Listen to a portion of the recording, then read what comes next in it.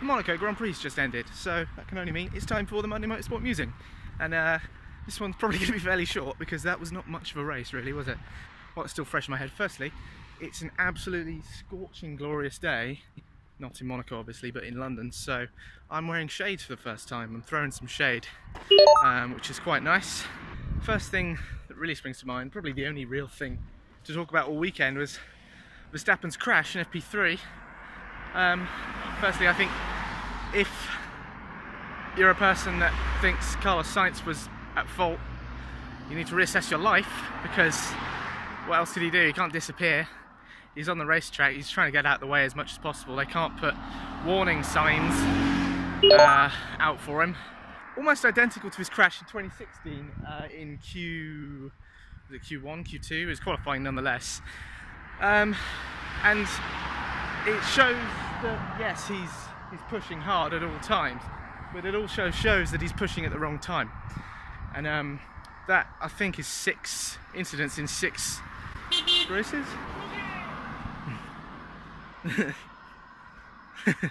Someone just shouted vlogging at me.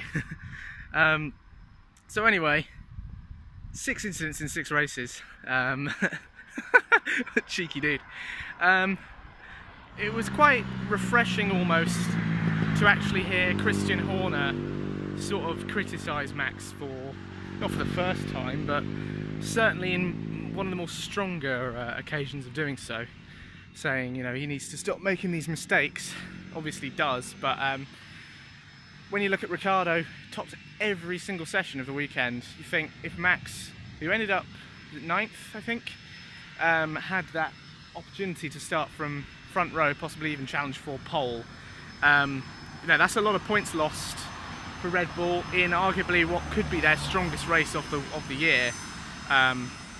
So you just got to look at it that way. Red Bull realistically aren't going to challenge for the championship. For me, Max has sort of, I don't know, he's robbed them of max points. The race itself was boring, and I hate using that word, but it was not a fun race to watch. There were some good bits, there were some good chases. I'm not talking about the man with the mustache that runs the sport.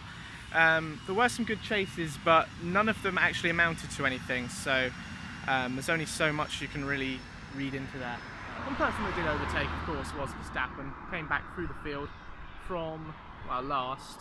Managed to jump both Haas cars at the start, which is no mean feat, because that's Grosjean and Magnussen, who are tough customers, so yeah. Decent from Max. He put a pretty good move on one of the Williams. That is less of an impressive feat, considering that Williams just had the most shocking race.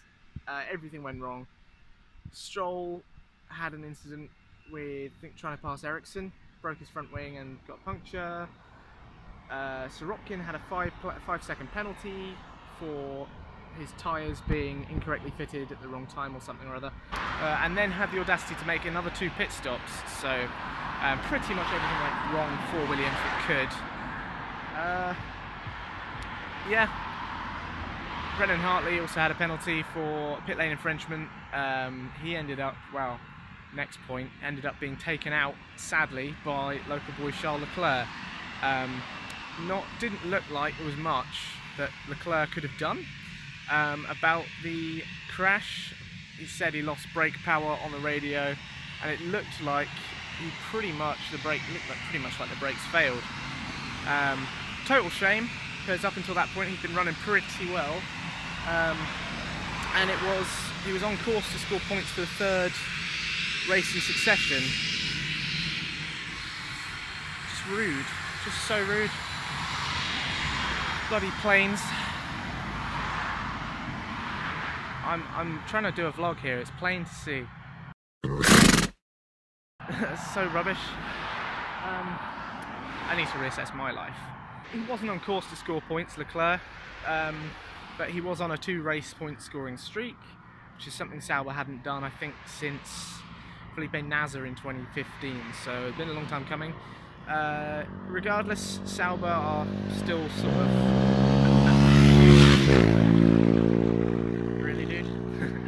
apologies, I had to abruptly stop because a bus came to take me home, which is where I am now. So, not really much more to comment on.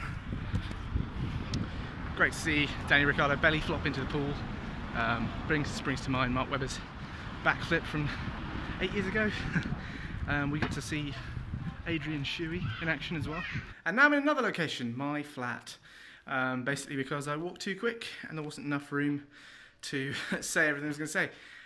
Yeah, so essentially, Ricciardo was the class of the field. It was great to see a close fight for the points positions. Everyone from Hamilton back, really. Hamilton, Raikkonen, Ocon, Bottas, Ocon. Had Esteban Ocon chasing Valtteri Bottas at the end there, but to no avail. Still 6th place, good result for Force India there. Second best result of the season. It's good to see Force India actually challenging for some points. On a track where typically they struggle. I think last year they didn't. That was the only track where they didn't score any points at all. They've had a couple of they've had a tough start to the season, but it's good that they're able to score on a low power dependent track, high downforce. Typically Force India is a very slippery car in a straight line, so I don't know why you needed that. 2 wins for Ferrari, Mercedes and Red Bull each. Vettel, Hamilton and Ricciardo, the drivers, scoring those wins. I don't think it means it's a 3-way championship fight. Obviously Red Bull have had 2 double DNFs in Bahrain and Baku, so miles behind in the constructors. Anyway, Monaco, you were a very forgettable race, but it was an unforgettable weekend for Daniel Ricciardo. Like 2 Jamaicans conversing, we go from Mon to Mon, that we go from Monaco to Montreal, which is sort of like a slightly faster Monaco. The barriers are there, so 2 weeks time, let's see how it goes. I've been Charlie, and this has been the Monday Motorsport Musing, coming to you from my kitchen for some reason. Anyway, see you later.